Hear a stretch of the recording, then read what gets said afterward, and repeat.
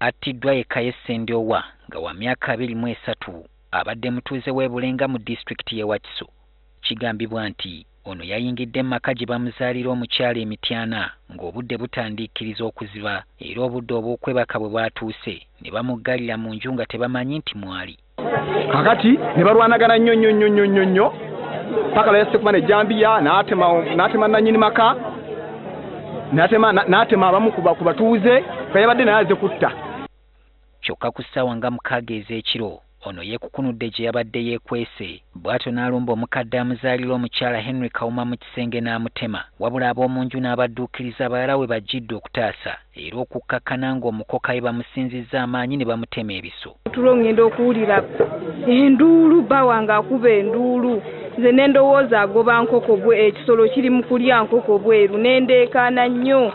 Bwe naleekaanye nenga bwensituka bwe nasituse n'agamba omubbi wuuna nzita ekyewa Mirandamiro we wasula w'ejjambiya. Nakutte ejjambiya ng'amutuulidde ku buliri amukutte ensinga amutugga. Nenkwata ejjambiya nemutema.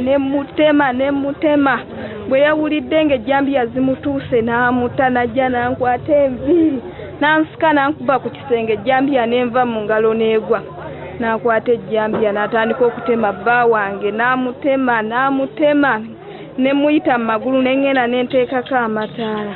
Bino byabaddewo mu nzikiza wabula oluvannyuma baataddeko ettaala beetegereza omubbi gwe basse naye ekyabamaze enviiri ku mutwe ng'omulambo balaba gwakaye yawasa muwala waabwe. Tuyitiriddeko muzzukulu wange naye yakoze ekikolwa kya njawulo nnyo.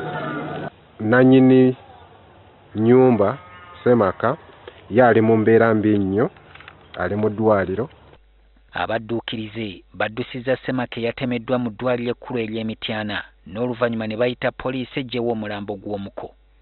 Abatuuze ku kyalo batutegeezezza nga bwe baludde nga balumbibwa ababbi kyokka nga tebafunangayo mukisa kubakwata.